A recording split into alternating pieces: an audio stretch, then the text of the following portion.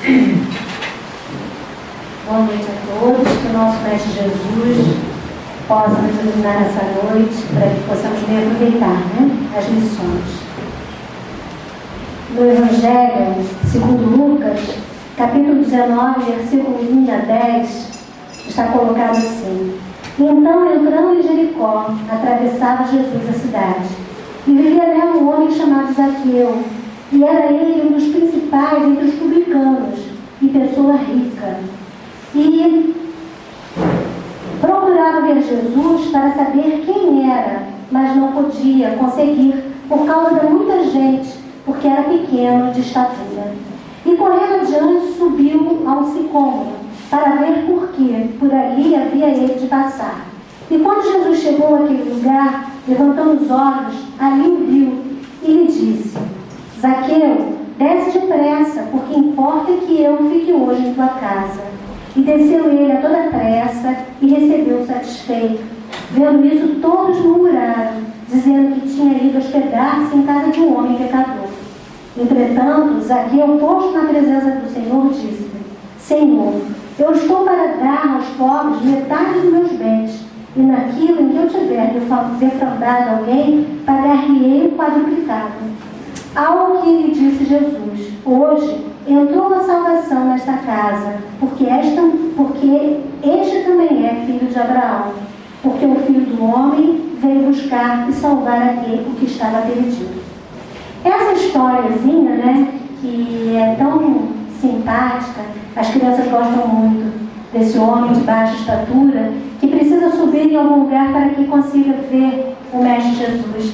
É uma história bastante interessante por si só, apesar de pequena e simples, poderia nos dar muita oportunidade de muitas reflexões.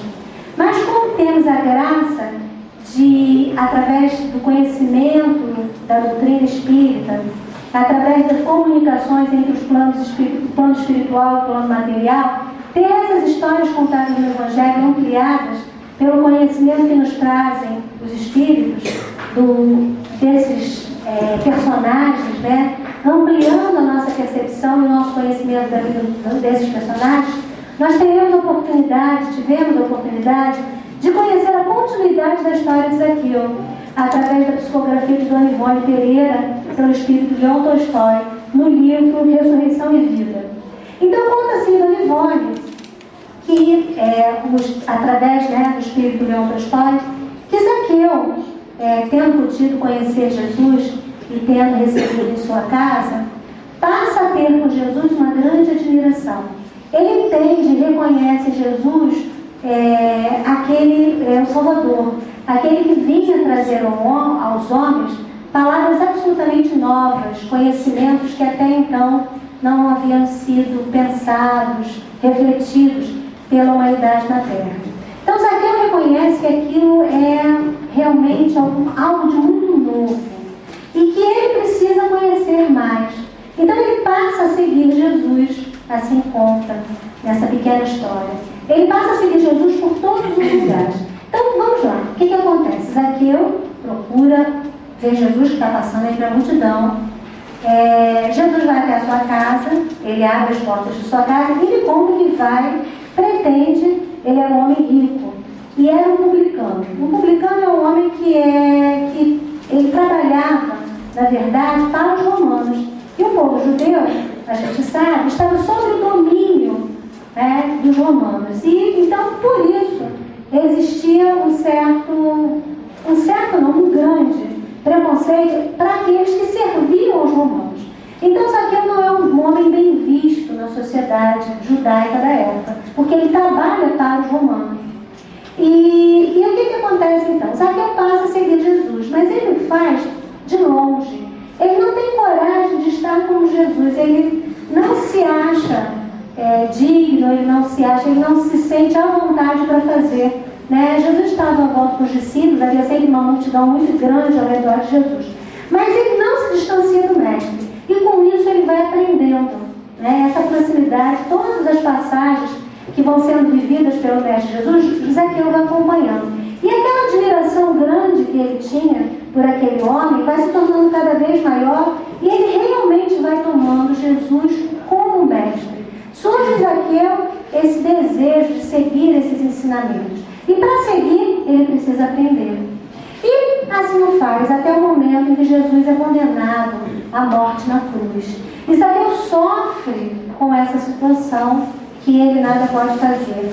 Ao contrário dos discípulos, a nossa pequena história afirma que Zaqueu não se afasta do mestre no momento da morte, ele permanece, né? Porque nós sabemos que os discípulos temem no momento da morte de Jesus. É um momento de muito temor, porque ninguém sabia o que ia acontecer, né? Havia um movimento de ódio, né? Era um movimento envolvendo muitas questões, e os apóstolos, um tanto quanto apavorados com aquilo, com o que haveria acontecer, talvez perturbados pela própria situação, eles se afastam de Jesus. E parece que não é o que acontece. Zaqueu não teme e permanece acompanhando todos aqueles passos, o que ele da crucificação do Mestre Jesus. E decepcionado com tudo aquilo, né, sem compreender muito como aquele que viria a ser o Salvador termina com uma morte tão trágica e tão triste, aquilo seria o fim, Zaqueu não acredita e permanece buscando. Começam-se as notícias de que algumas pessoas haviam, que o mestre havia voltado, né, ressuscitado dentre os mortos. E Zaqueu acompanha tudo isso, e essa notícia ele traz um novo alento. Então, realmente, aquilo que o mestre prega é real, é verdade. A morte não termina, né, com a vida. E o mestre voltaria, assim como ele havia prometido, para continuar a sua tarefa de pregação do amor na terra. E Zaqueu reafirma a sua fé, reafirma o seu entendimento no Salvador, no Mestre Jesus. E passa então, mas diferente dos outros apóstolos, ele não tem oportunidade, né? Porque Jesus aparece para alguns discípulos, algumas mulheres, né? No princípio ele aparece para as mulheres próximas ao seu túmulo, né? Maria de Magdala, que é a primeira a ver Jesus, leva a notícia aos apóstolos, depois ele aparece aos apóstolos, depois ele aparece a um pequeno grupo de discípulos. E Zaqueu não tem oportunidade, mas isso não faz que diminua a sua fé. Ele acredita na ressurreição do Mestre, ele acredita em Jesus como Mestre e Salvador. Bom, o tempo vai passando e após a morte de Jesus as coisas ficam tanto, os apóstolos, né, retomam então o seu trabalho, a divulgação do Evangelho de Jesus é retomada pouco a pouco, e os discípulos vão se dispersando e começando seus trabalhos em grupos isolados. E Zaqueu procura se aproximar dos apóstolos, né? Ele procura Pedro, ele procura alguns outros apóstolos, mas ele percebe que ele não é bem aceito no grupo, né? É um momento inicial onde os trabalhos estão sendo formados. Zaqueu era um publicano, ele ainda não é bem visto naquele grupo, ele tem dificuldade, e na verdade certamente ele não se acha digno de estar entre aqueles que conviveram com o Mestre tão de perto. Ele havia aprendido, mas assim, de longe, né? O que ele podia fazer? Quem era ele para se achar na condição de conviver com aqueles que viveram a intimidade do Mestre Jesus? Então Zaqueu faz uma tentativa tímida e, não tendo nenhuma resposta, ele vai se afastando. Ele vende os bens, conforme ele havia falado para Jesus. Ele passa a viver de uma forma diferente, porque ele passa a viver, ele é um homem rico, era um homem rico, e vendendo seus bens ele deixa só o suficiente para poder sustentar sua família, e ele passa a viver de prestação de serviços que ele pode encontrar, né? Ele dá aulas, porque domina o grego com facilidade, então ele dá aulas, ele presta serviço aos romanos, porque era uma coisa que ninguém queria fazer, e os romanos pagam bem, porque aquele que não era, né, na época do trabalho escravo, ele passa a viver desses pequenos serviços e continua buscando uma forma de servir ao Mestre Jesus. Até que um dia Zaqueu tem um encontro que marca a sua vida. Esse encontro é com alguém que também não havia conhecido o Mestre diretamente, mas que passa a persegui-lo, pois que acredita que o cristianismo e que os ensinos do Cristo seriam perniciosos ao povo judeu, que é Saulo de Tarso, que depois vai se tornar Paulo, após a aparição do mestre na estrada de Damasco. Paulo, que perseguia os cristãos e que é responsável pela, de certa forma, pela morte de Estevão, que é o primeiro mártir do cristianismo, ele vai se encontrar com Zaqueu, e Zaqueu, tendo já ocorrido a situação do aparecimento de Jesus para Paulo, Saulo, que depois passa a se chamar Paulo, na estrada de Damasco, Paulo passa a trabalhar em nome do Cristo e vai pregar vai estar em Jerusalém. E lá em Jerusalém ele dá o seu testemunho. E Zaqueu comparece nesse local e fica muito tocado pelo aquele testemunho de fé e reforça com isso a sua convicção nos ensinamentos do Mestre Jesus. E ele busca Paulo para ter uma conversa com ele. Porque Zaqueu não sabe o que ele faz. Ele não sabe, ele tem um desejo muito grande de servir ao Mestre Jesus, mas ele não sabe qual o caminho a ser tomado. Então, é nessa conversa de Paulo que Zaqueu encontra a resposta. No livro existe uma passagem muito forte que ele diz assim, que aquele foi um momento muito importante de Zaqueu, que é da sua vida. E ele diz assim, e eu nunca mais deixei Paulo. Então estabelece a partir daí uma amizade eterna. E é interessante a gente ver então o que Paulo vai recomendar para Zaqueu. Não te limites à adoração inativa que poderá cristalizar-se em fanatismo. A doutrina de Jesus é a famosa por excelência. E ele precisa de servos trabalhadores, enérgicos, ágeis para 1001 peripécias, de boa vontade para a propagação da verdade que nos trouxe. Tu que possuis noções da prática da beneficência, porque já os havias mais ou menos praticado antes do teu encontro com o Mestre, testemunha o teu amor por ele, servindo também aos teus irmãos que sofrem o erro, pois tal o segredo da boa prática da nova doutrina. Nenhum de nós será tão pobre que não possa favorecer ao próximo com algo que possua para distribuir. O pão, o lume, o agasalho, o bom conselho, a advertência solidária, a assistência moral, o infortúnio, o ensinamento do bem, a lição ao ignorante, a visita ao enfermo, o consolo ao encarcerado, a esperança ao triste, o trabalho ao necessitado de ganhar o próprio sustento honrosamente, a proteção ao órfão, o seu próprio coração de amigo e irmão em Cristo, a prece rogando aos céus bênção que aclare os caminhos dos peregrinos da vida, o perdão àqueles que nos ferem e nos querem mal. De tais conselhos fiz então o meu lema. Então, a partir do encontro de Paulo, o encontro com Paulo, Zaqueu, ouvindo seus conselhos, passa a vivenciar aquilo tudo que ele havia aprendido com o Mestre Jesus. E é uma mudança muito interessante porque vai narrando nessa bela história e ele diz assim, que ele não fez nenhum feito. É interessante, os feitos não estão anotados em nenhum lugar. Se não fosse a psicografia de Dona Ivone, a gente não ficaram registrados na história, na história humana, os atos de Zaqueu. E ele diz que esses atos não foram muito grandes, ele diz assim, que ele não curou.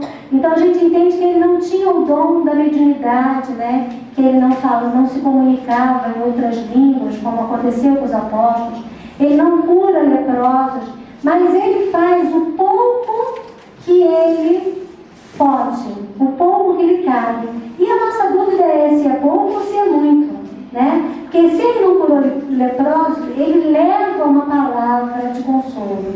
Se ele não tem o dom da mediunidade, ele leva os ensinamentos cristãos, os ensinamentos do Cristo, através da pregação dos seus ensinamentos. Então, ele não funda uma igreja, ele não prega multidões, mas ele vai fazendo esse trabalho miúdo, esse trabalho pequeno, esse trabalho do dia a dia, esse trabalho junto ao irmão que está ao seu lado. E é interessante, então, que ao final do texto, ele diz assim: e encontrei, então, dentro de mim próprio, aquele reino de Deus que ele anunciava. Encontrei na paz do dever cumprido que me embalava o coração. Então, Zaqueu encontra a paz, o reino de Deus, no dever cumprido. E essa é a nossa reflexão da noite de hoje. Qual será o nosso dever depois de conhecermos o Mestre Jesus? Essa é a lição que Zaqueu vem nos trazer. Porque Zaqueu abre a porta de sua casa para a entrada do Mestre. E o Mestre diz lá: a salvação entrou hoje nessa casa. E a salvação é a vivência do reino de Deus. Mas Jesus oferece a oportunidade de salvação. Mas é preciso um passo a mais. Jesus é a salvação. Os seus ensinamentos são, representam essa possibilidade de melhoria, de encontrar felicidade, de alcançar o reino de Deus. Mas é preciso, ele oferece, mas é preciso que a gente, cada um de nós, possamos então realmente partir encontrar esse reino de Deus que está dentro de nós. Ele está dentro de nós porque ele só se efetiva com a prática. Por isso Paulo traz todos esses conselhos para Zaqueu. E por isso Zaqueu, ao final de sua vida, reconhece que foi no dever cumprido que ele encontrou essa felicidade, que ele conseguiu. Na vivência dos ensinamentos é que ele consegue. Agora é interessante que a leitura do texto, que eu recomendo, então a gente está aqui contando uma parte, aí vocês que são bastante curiosos vão chegar em casa e vão ficar loucos para ler. Eu assim espero. Porque nós temos que aproveitar muito, dos amigos, dos livros que nos ensinam tanto. Então a gente fala do livro assim de propósito, para deixar todo mundo bem curioso e com vontade de ler. Porque esse é apenas um contínuo, é um livro de contos, tem outras histórias lindíssimas. Mas o que nós entendemos então quando a gente fica pensando nessa história contada por Zaqueu, o que nos foi assim, ficou muito claro a questão da sua humildade. Porque olha bem, ele não tem coragem, Jesus foi à casa dele, ele podia sair por aí dizendo assim: não, mas Jesus foi na minha casa, eu agora. Ele me prometeu a salvação, E ele podia usar esse salvo-conduto, para chegar até os apóstolos, mas ele não se acha ainda digno. Ele se reconhece ainda um homem que tem um caminho a seguir. E ele não tem coragem de... Então, ele vai muito devagarzinho. E mesmo quando Zaqueu assume a postura de vivenciar o Evangelho, olha o termo que ele usa. Ele diz não, eu vivenciei o Evangelho. Eu não estou dizendo que ele vivenciou, ele não disse isso, não. Ele disse que ele cumpriu o dever. É diferente isso, Porque ele nada mais é do que cumprir o dever. Então, nós ficamos assim raciocinando. Depois de conhecermos os ensinamentos do Mestre Jesus, principalmente hoje, através da doutrina espírita, porque a doutrina espírita clareia muita coisa, Na época que Jesus veio, ainda muitas confusões de interpretação. A palavra de Jesus, muitas vezes contada por histórias, de maneira figurada, deu possibilidade para que as pessoas interpretassem de acordo com seus interesses. Mas hoje, a doutrina é muito clara e nos faz o entendimento ser muito mais facilitado. Podemos entender as palavras de Jesus e não temos mais como dizer, não temos mais como a gente nos desculparmos, que haja qualquer mal entendido. E essa palavra, e esse entendimento, e ter esse conhecimento, nos traz muita responsabilidade. E nos coloca diante de uma série de deveres a cumprir. E a pergunta é: será que nós cumprimos esses deveres, tal qual o fez Zaqueu? Nós nos lembramos, quando estávamos refletindo sobre esse tema, lembramos de uma situação que havia em nossa casa, né? Nosso pai, ele costumava, era um homem bom, era um homem carinhoso com os filhos, e não era de brigar muito não, mas tinha uma coisa que deixava ele muito, que era um assunto muito sério, que era a questão do estudo. Então, quando acontecia de vir um boletim, né, então as notas da prova, e a gente ia procurar por ele, eu e meus irmãos, e assim, pai, tiramos uma nota boa. Sabe o que ele dizia? Olhava assim, não fez mais que obrigação. Os educadores de hoje diriam que isso é péssimo, né? Porque isso não estimula o aluno. Mas nosso pai, ele falava isso e ele explicava, né? Ele falava assim, olha só, se vocês tirarem nota baixa, eu vou brigar, porque vocês não fazem nada. Vocês são crianças, vocês só brincam e estudam. E estudar é a única obrigação. Vocês não trabalham, vocês não têm nenhum outro compromisso. Se é essa a única coisa que vocês têm que fazer, isso é um dever. Então, não tem como não tirar nota boa, né? A não ser que tenha alguma coisa aí acontecendo. Mas se estamos numa situação normal, a nota tem que ser boa. Eu não vou festejar não, porque vocês estão fazendo a obrigação. Além do que, isso não é para mim, é para vocês. E ele explicava assim. E eu, na época, talvez, eu não me lembro de ter ficado triste. Eu achava que era muito certo. Porque tal é o dever. O dever é alguma coisa que a gente tem que cumprir. E que faz parte, né? Faz parte da nossa, já da nossa conquista. Por que o aluno tem a possibilidade, tem a responsabilidade com as notas, né? Porque antes disso, houve todo um trabalho para que ele fizesse isso, não é? Então, vamos lá. Oferece o pai que, né, faz essa cobrança, ele que pode fazer essa cobrança, é o pai que ofereceu condições para o filho ajudar, para o filho estudar? Sim. Se ele está dizendo que o filho só tem esse dever, e é o dever, é que o filho não trabalha, é que o pai sustenta essa casa. Então, o pai oferece todas as condições para que aquilo aconteça. Só o pai? Não. A escola também. Houve uma aula, houve, né?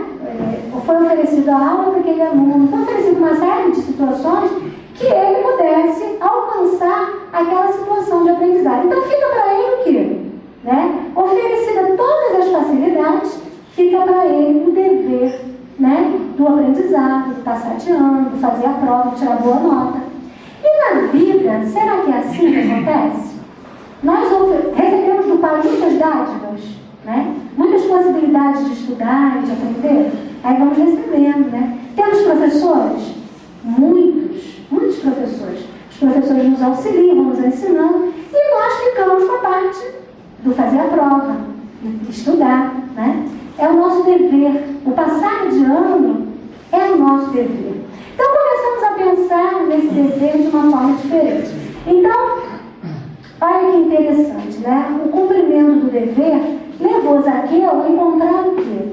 O reino de Deus, a alegria, a felicidade, né? Ele ficou feliz com aquele dever cumprido. E o dever do aluno também é assim.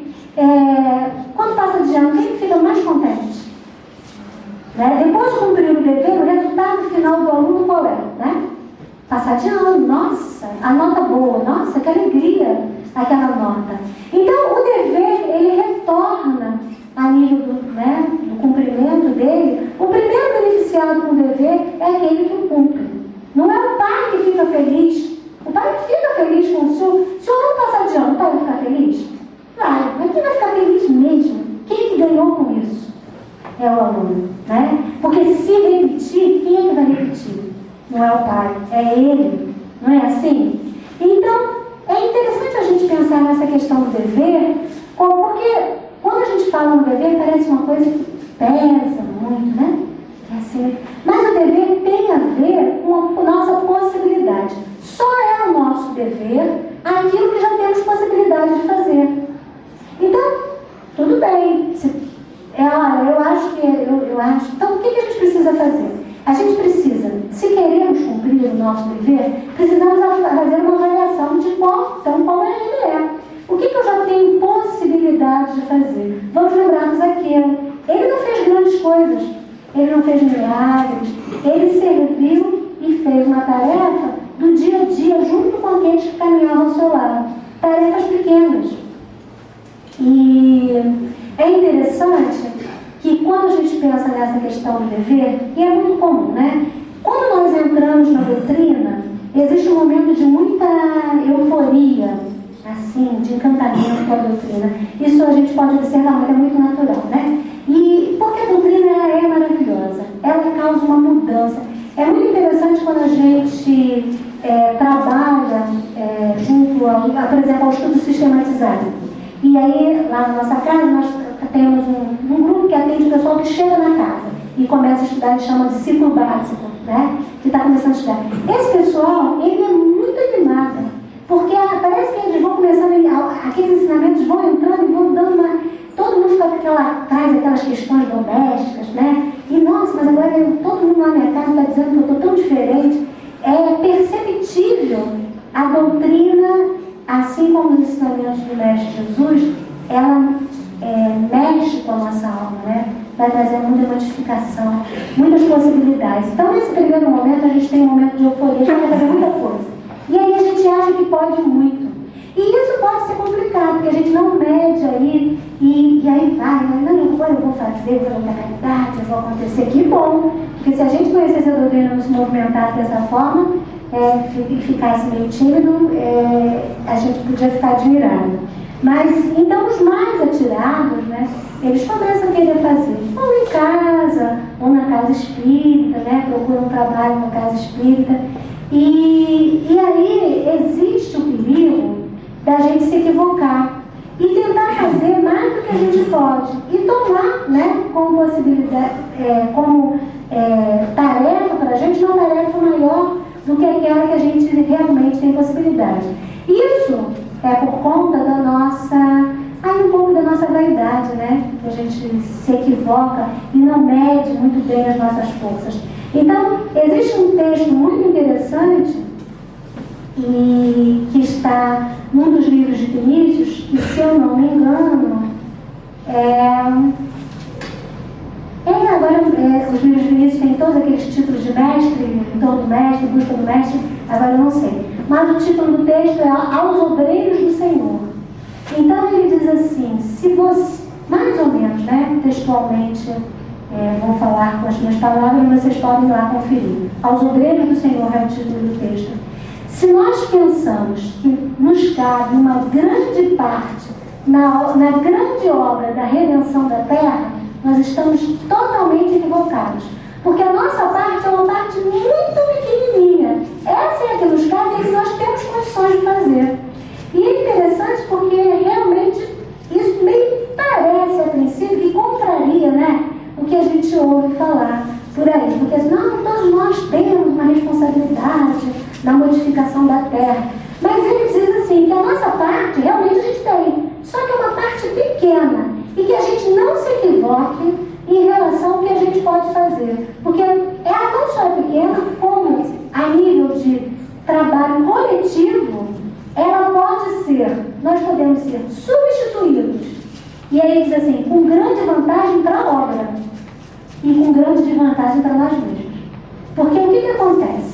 Será que a obra de regeneração, a obra de redenção da Terra vai ficar na mão de muita gente? Será que a gente tem condição? Coitado. Se ficar, já não está nem garantido, né? Porque nós temos ainda tantas dificuldades, tantos defeitos. Na nossa mão não está. E, na verdade, aí ele diz que essa parte que nos cabe é uma dádiva que os céus nos oferece, por misericórdia, para que nós possamos nos redimir diante das nossas faltas passadas. E aí nós, que já estávamos todos contentes, achando que nós íamos ser mesmo que fosse, uma pequena pedrinha, né, um tijolinho na obra de renovação da terra, aí ele diz que a gente pode ser isso, mas que isso é só por bondade do Pai e que a gente não faz isso por mérito nenhum nosso, que a gente só faz isso para pagar nossas dívidas passadas. Nossa, ele é malvadinho, né? Ele deixa a gente assim meio chateado. Mas aí ele vai falando e vai explicando que o problema é a gente achar que pode muito. E isso pode causar o quê? Esse equívoco, né? Essa má avaliação do nosso potencial pode trazer prejuízo ao nosso trabalho. Então a gente tem que entender que essa obra está alicerçada nos condutores espirituais da Terra. e que nós vamos fazer a nossa parte, mas que nós somos, né? Que essa partezinha é o nosso dever, que nós fazemos por dever, e não por ainda méritos que ainda não temos, diz o nosso amigo Vinícius. Então, eu acho que essa página combina com a questão da escola, combina com a questão que nós estamos fazendo aquilo que podemos. E é importante para o aluno estudar. Se ele não estudar, péssimo. É importante o estudo, né? É importante para ele cumprir. Estamos fazendo uma analogia, né? Nosso papel aqui na Terra com esse papel do aluno na escola. Então, queremos passar de ano, sim, mas isso é nosso dever, né? Porque nos foi oferecida a escola, o pai nos deu todas as possibilidades, nos oferece, né? Temos os caderninhos, os lápis, olha só.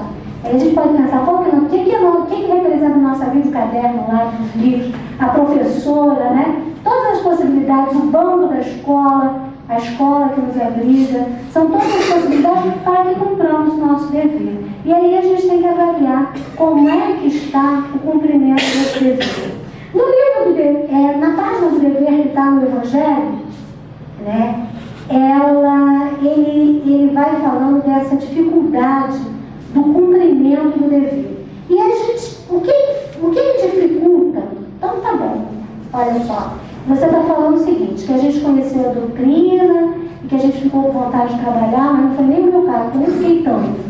Vai ver, né, que eu estou falando assim para todo mundo, generalizei. Mas tá bom, mesmo que eu tenha ficado, que eu tenha conhecido Jesus através da doutrina, dos Espíritos, tenho conhecido essa doutrina e fiquei com vontade de trabalhar. E entendi até que esse trabalho é o meu dever.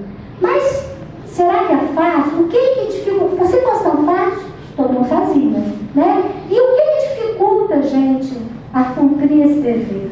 O que dificulta são as paixões, né? São as coisas da terra. Então vamos lá, o que o nosso amigo Zaqueu precisou fazer para ele começar esse trabalho, né? Ele teve que abrir mão de algumas coisas. A primeira coisa que ele abriu mão foi das coisas materiais. E as coisas materiais, muitas das vezes, muitas das vezes não, né? A gente está na matéria, mas a gente sabe que a matéria deixa a gente um pouco, né? Coloca a gente em um dilema, né? O que é no espírito e o que é da matéria. A gente tem que viver na matéria, mas a gente sabe que a nossa vida real é a vida do espírito. Então ficamos aí nessa luta. E aí as coisas da matéria nos chamam e a gente não fica assim, para onde é que eu vou? E nessa dúvida, sabemos para onde temos que ir, mas às vezes não conseguimos.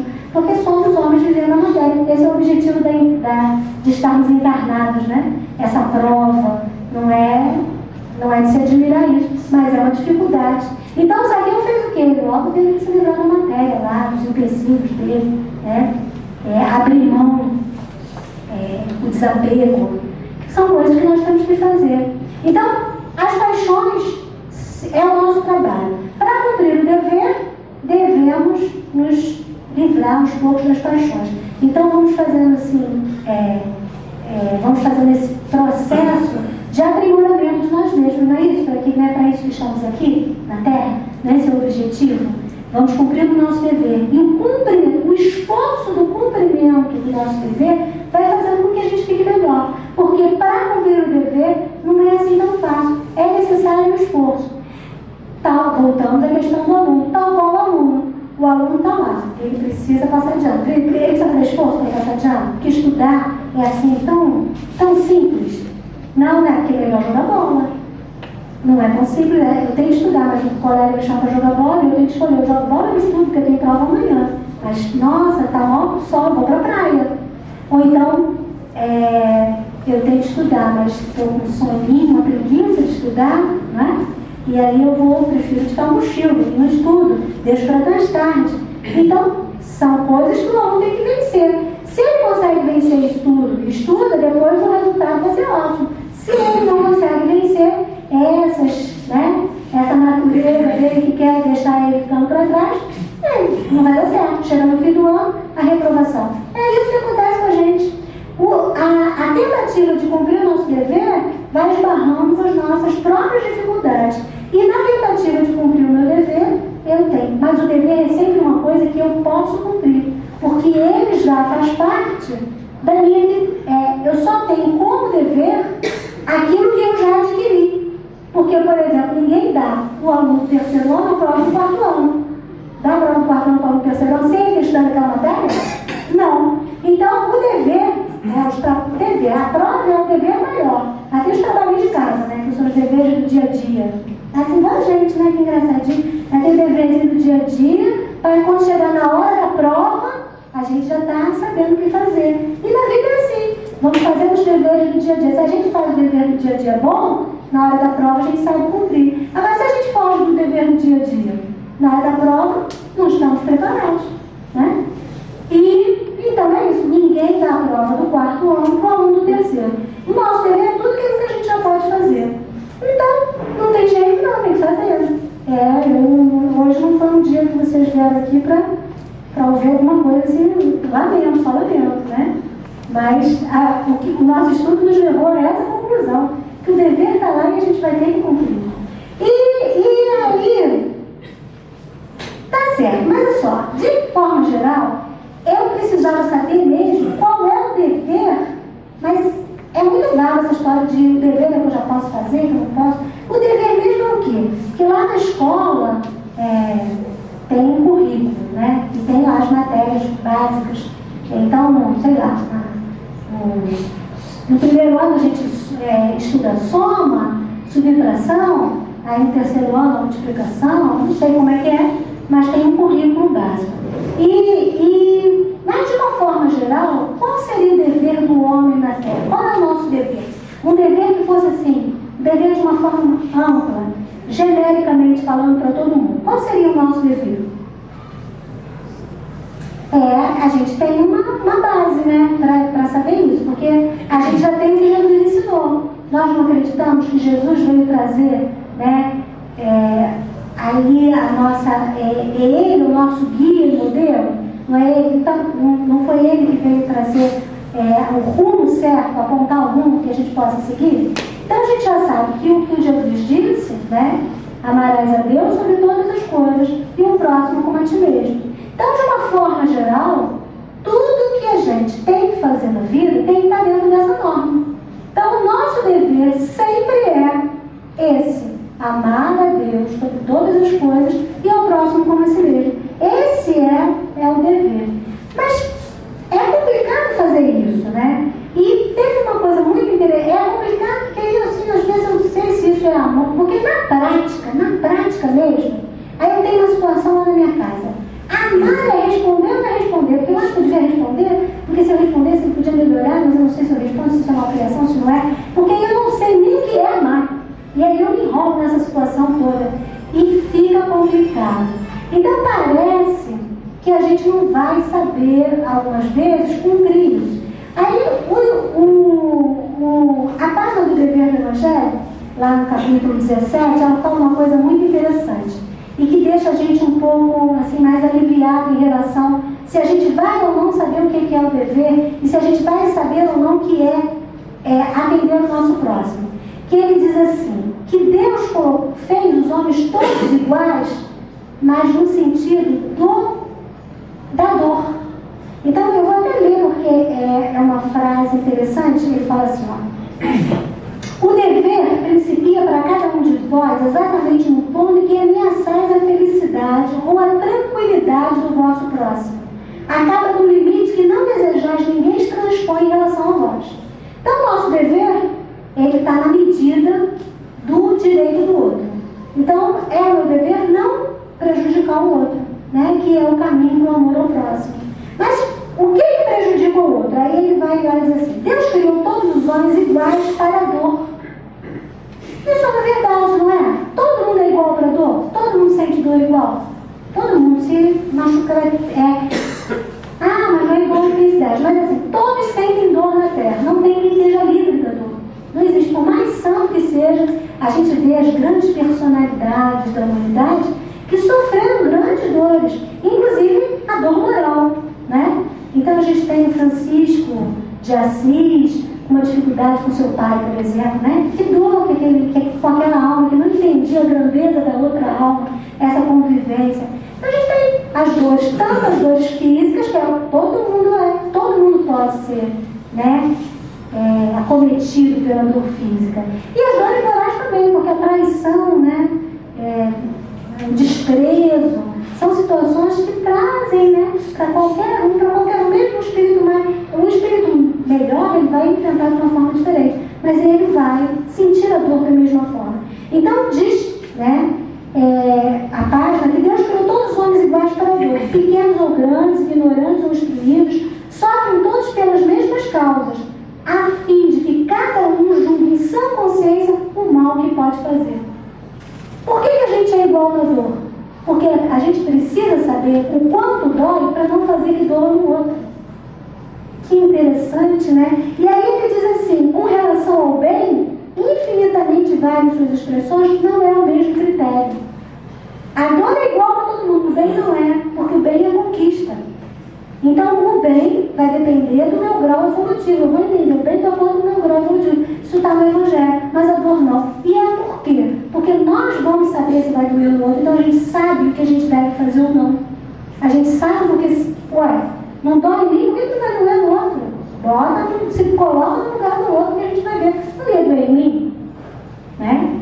Então é bastante interessante. Parece difícil, mas está ficando fácil essa história do dever. Né?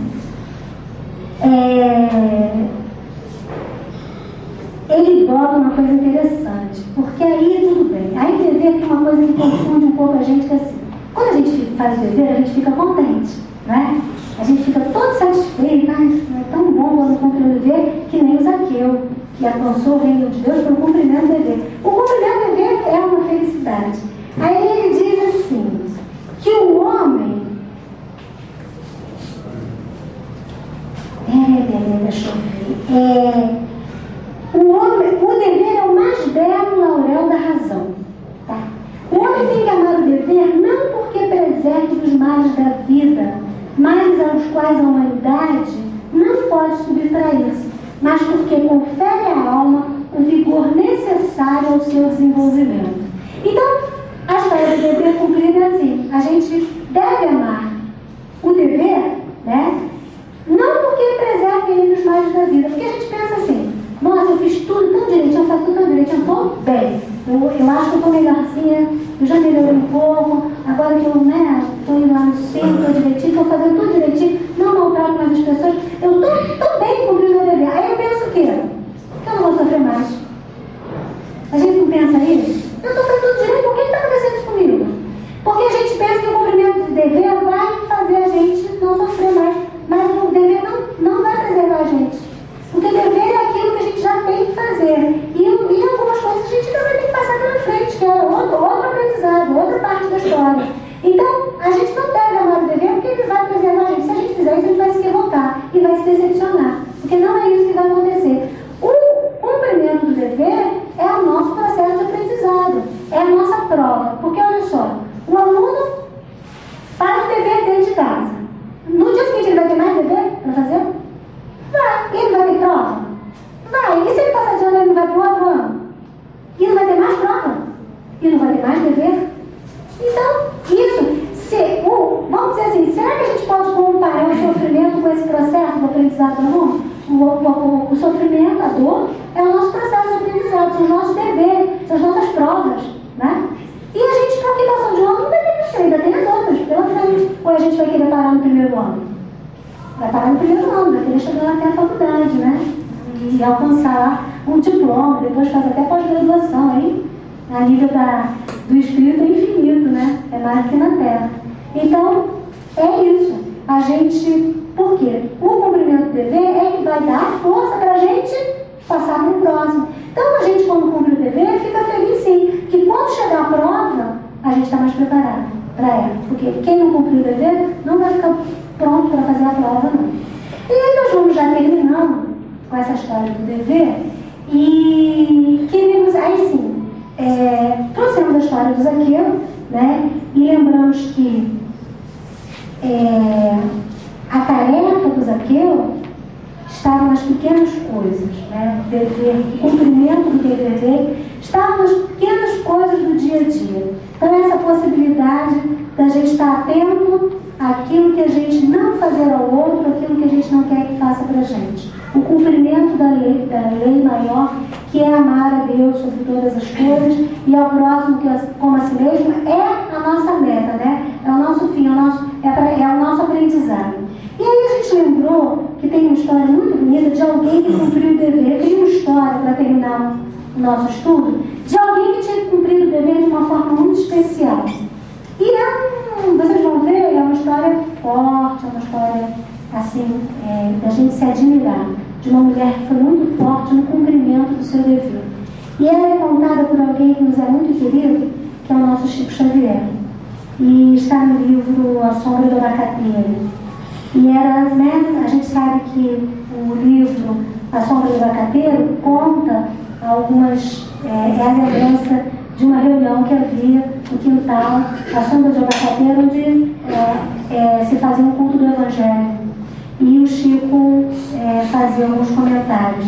Então, no dia 31 de março de 1884, estavam reunidos. E o Chico Xavier vai contar a seguinte história. Em 1869, no princípio do ano, ele, com os espíritas, ele está falando de Allan Kardec. Vocês sabem o que aconteceu no dia 31 de março? Se não sabem, vão saber só no final. Vou deixar para o final. Em 1869, no princípio do ano, Kardec, com os espíritas, imaginava fazer a primeira livraria espírita do mundo, que seria a Livraria de Paris. A livraria se propunha a divulgar as obras espíritas. Janeiro, fevereiro, março. Aquela turma, sempre uma turma, que nós chamamos nas instituições espíritas como do fundo da luzinha. Haja o que houver, está firme. Pode haver briga, confusão, e a turma fica lá, não sai.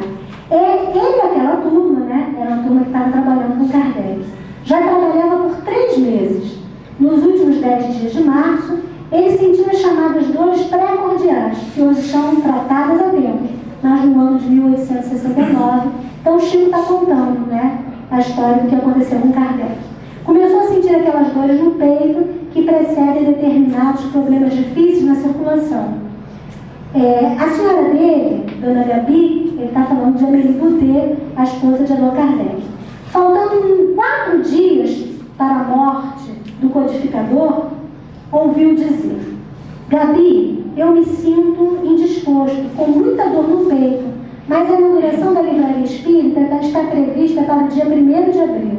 Faltam 5 dias para arranjar tudo para uma inauguração tão distinta quanto possível. Eu não me sinto bem, mas no dia 1º de abril eu tenho que inaugurar a livraria. Então ela disse: mas se você tiver com essa dor muito aumentada, podemos deixar para outra semana, daqui a uns 15 dias. Naquela época, as viagens não eram muito fáceis. Os amigos que vinham ajudar na inauguração já estavam viajando para Paris, ou com todos os preparativos feitos. A viagem era feita a cavalo, os cavalos em determinadas estações tinham que ser mudados, e então os dois começaram a dialogar. Nós temos aí talvez mais uns 50, virão aí mais uns 50 companheiros da França, da Bélgica. Eu não posso deixar com dor ou sem dor, eu tenho que ir. Kardec estava preocupado porque era uma movimentação, 50 pessoas estavam vindo, as pessoas já tinham viajado. Se ele desmarca, aquilo ia movimentar muita gente, essa era a preocupação dele. Mas eu, como sua esposa, não acho que isso esteja certo. Ela era a esposa, né? Tinha que cuidar. Então ela está discutindo com ele. Mas eu não posso desconsiderar o dinheiro que os irmãos gastarão vindo até aqui. Apesar disso, disse Gabi, eu aconselharia você a adiar. Você me aconselha a adiar, mas se eu estiver muito mal no dia 1º de abril, ou que eu tenha até mesmo desencarnado, já que estamos numa doutrina de caridade, o que é que você faria por mim se eu tivesse incapacitado para ir ao local da livraria, já que a inauguração está prevista para as 10 horas? Não podemos fazer os outros esperarem. Isso também é caridade. Já que é uma decisão tão firme, num caso desse, no caso desse ato inauguratório, no caso de você piorar, eu vou. E no caso de eu desencarnar? Mesmo assim, se você piorar ou desencarnar, eu irei no seu lugar. Então, ela se compromete a ir no lugar de Kardec, né, se ele piorasse porque ele não estava se sentindo bem. E no dia 31 de março, ele desencarnou. Tudo indica para um aneurisma que foi repentino. Os amigos começaram a visitar a casa já bem à noitinha. Então alguém aventou a hipótese: quer dizer então que devemos adiar a inauguração? Dona Gabi respondeu: não. Eu e meu marido conversamos sobre isso. Ele está na urna, amanhã é o primeiro dia do velório, mas às 10 horas eu irei cumprir o que ele prometiu. Em nome da doutrina de caridade, eu vou substituí-lo. De manhã cedo, dia 1º de abril, às 8 horas, Gabi despediu-se do corpo do esposo e falou com ele que ia cumprir a sua tarefa. Pediu-lhe desculpa por se ausentar de casa e foi para o local. Demorou umas 2 horas, deu entrevistas, fez conferências e depois voltou para junto do corpo do marido. Os jornais da época comentaram muito a sua coragem. Como percebemos, estamos numa doutrina que nem a morte nos pode privar do dever a cumprir. É a observação do nosso Chico Xavier. Ela era mais velha do que ele, 9 anos. Era também doente, muito magra, tinha enxaquecas e foi cumprir o ato inaugural. Ela mostrou que é possível, mesmo diante da morte, cumprir com o dever de caridade. Um dia como hoje, que é o 31 de março, é interessante lembrar. Então eu me recordei desse fato que foi lido em francês para mim, pelo Dr. Canuto de Abreu. Dona Gabi narrou a livraria sem lágrimas, sem lamentações, naturalmente com o coração arrasado de dor, mas presente, cumprindo o prometido. Então essa é a história de Dona Gabi, né? E a história do dever que estamos aprendendo a cumprir e que sabemos é pequeno, mas é muito grande, né, para cada um de nós. São pequenos deveres, mas que se tornarão grandes diante da alegria, né, de podermos, em nome desse amor, à doutrina, do amor a Jesus e do amor ao próximo. Na página do dever, do Evangelho, diz assim: o homem que cumpre o seu dever ama a Deus mais do que as criaturas e ama as criaturas mais do que a si mesmo. Então essa é a nossa dona amiga Gabi, né, que amou a Deus e amou as criaturas e soube abrir mão da sua própria dor em nome dos companheiros de jornada. Que Jesus nos abençoe, dê muita força para cada um de nós, para que continuarmos a nossa luta e entendemos cada vez mais os nossos pequenos deveres, cumprindo em nome do nosso Senhor Jesus.